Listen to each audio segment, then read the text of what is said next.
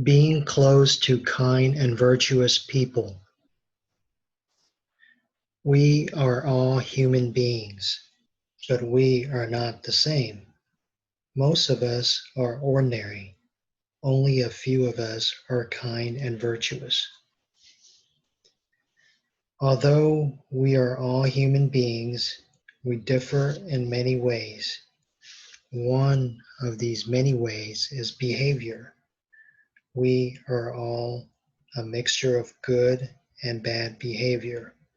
Sometimes we act properly, we respect others and care about their feelings. At other times, we act improperly as we think only about what we want and ignore how our selfish behavior hurts others. In time, as we become more aware of our selfish behavior and realize what we're doing wrong, we'll be able to begin to correct our faults and improve the way we act. Why is correct behavior so important? And why must we change some of the wrong things we are now doing? Just as our past behavior has resulted in who we are and what we have today, our current behavior will lead to who we'll be in the future. And it is not just our behavior that determines this. How we think and talk will also contribute to the kind of lives we will have in the future. For example, if we always talk about others and even say things we're not sure are true, we ourselves will become the target of gossip and lies. Fortunately, if we're trustworthy and considerate of the feelings of others, then we'll gradually attract friends who are also trustworthy and thoughtful. So instead of ending up with selfish, unkind friends, we'll have friends who are loyal and understanding. With even more time and effort, we'll become a truly good person. Why would we want to be truly virtuous? To always be good and kind, and to be respectful of others. When we become truly good and kind, we'll make our parents happy and proud of us. We won't have misunderstandings and arguments, either with our siblings or with other people. We'll do better at school and later at work. We'll be liked and respected by people we like and respect. We won't hurt the feelings of others or do something wrong and then wonder how to undo the harm we have caused. Other kind and virtuous people will want to be near us. They will trust us and treat us with respect and not say things that will hurt our feelings. As a truly kind and virtuous person, we'll be able to live a happy and enjoyable life. A life that we created. How do we create this good life? By following the guidelines in this book and understanding that everything we do will have consequences. The way we act toward others is the way we will act toward us. The way we talk to others is the way they will talk to us. And the way we act and talk start with how we think. With correct thoughts, correct speech, and correct actions, we will become the caring and thoughtful children, teens, and adults good people admire and want to be close to. Truly virtuous people are held in awe by others. They are not afraid to speak the truth, and they do not fawn on others. Nabil was a quiet man by nature and a scholar by training. Admired by all who knew him, he treated everyone, even animals, and the plants around his small mud house with respect and love. and when others needed help, he always stepped forward. The villagers loved him for his kindness and sincerity. They delighted in his humility and virtuousness. Very simply, they were just in awe of him. One day, a high-ranking government official rode into the village square on a handsome black horse and dismounted. His servants scrambled off their donkeys and rushed to the official's horse. Suddenly, some dogs began barking excitedly at the newcomers, and the horse reared in fright. "Fools!" he shouted, striking the servants with his wooden staff. "You clumsy fools! You let my horse become frightened. I'll teach you not to do that again." And again he struck out at the cowering men. Not daring to say anything to an important, powerful man, the gathering crowd of villagers looked on in horror. The official was about to strike the servants again when the bill came through the crowd. He quickly moved in between the official and his cringing servants. After calmly paying respects to the official, the bill said, "My lord, your servants were at fault, but so too were the dogs who frightened your horse. Since the dogs did not know any better and they belong to us villagers, then surely each of us is also at fault, so we should be punished as well." The bill turned to the crowd. "My friends, please line up behind me so the official can strike each one of us." The villagers were terrified, and yet they trusted Nabil completely. So even though they did not understand why he was putting them in such danger, they did as he asked. The official watched in amazement as every man, woman, and child lined up behind Nabil. There they quietly stood with heads bowed, too frightened to look directly at such an important man, too confused to even speak to one another. When they were all in line behind him, Nabil turned back to the official and calmly looked into his eyes. "My lord, we are ready. Beginning with me, please strike each one of us in turn for the fright our dogs gave your poor horse." The official gazed back at Nabil.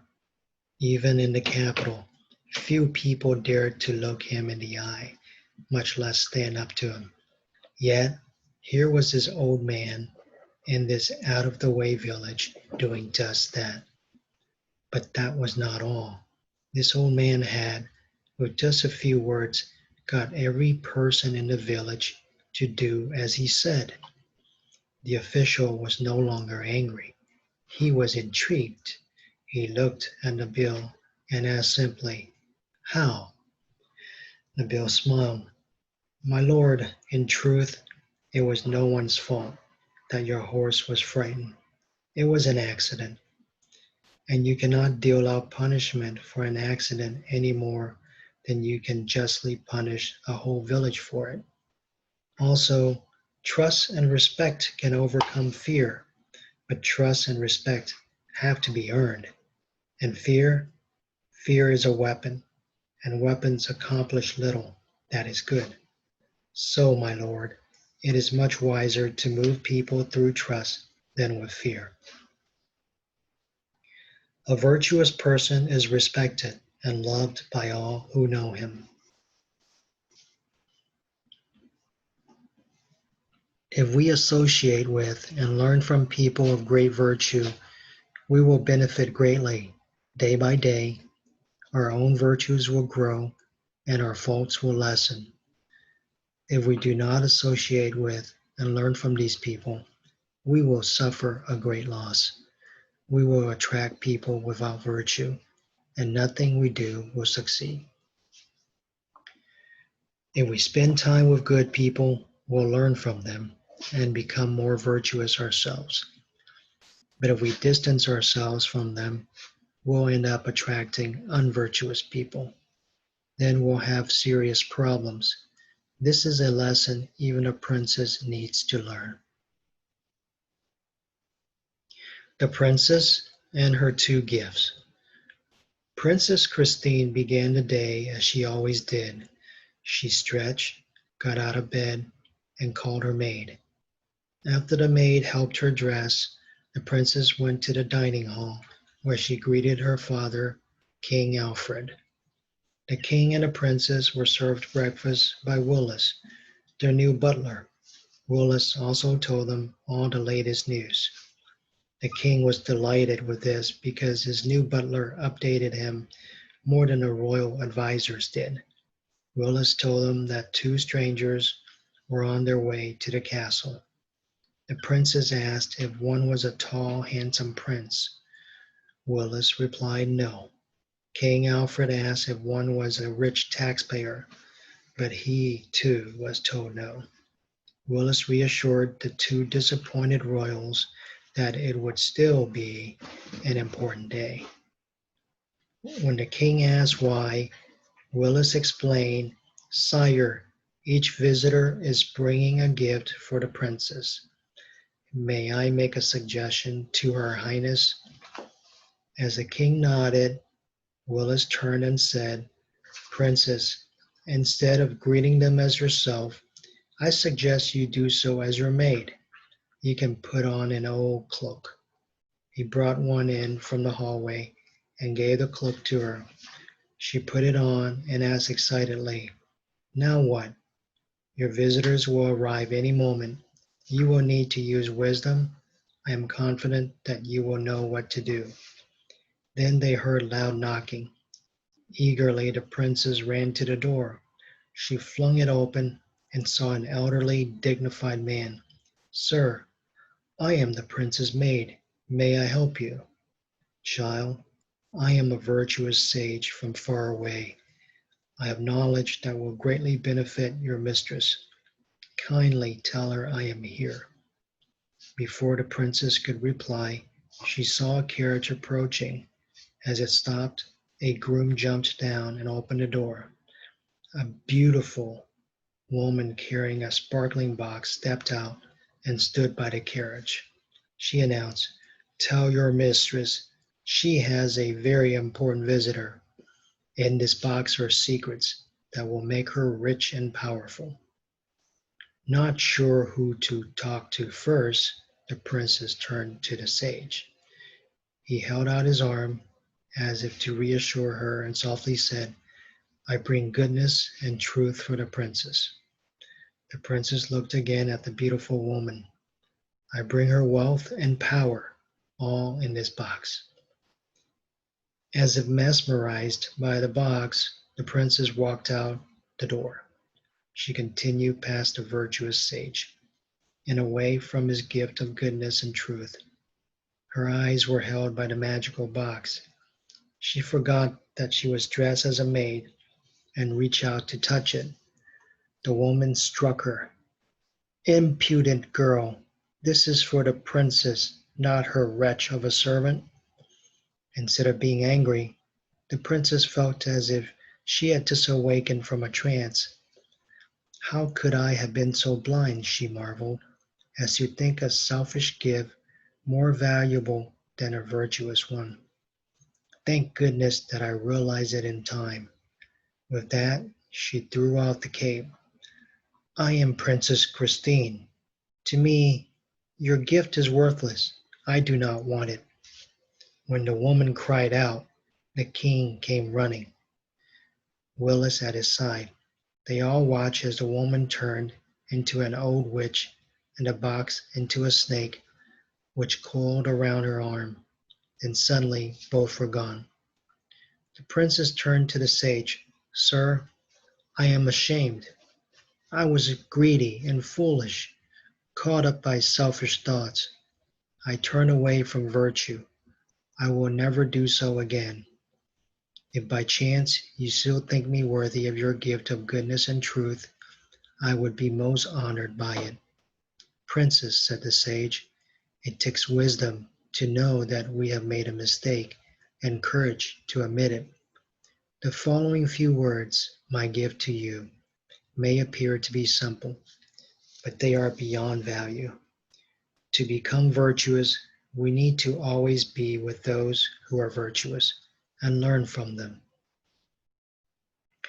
Princess, my king is looking for a bride for his son.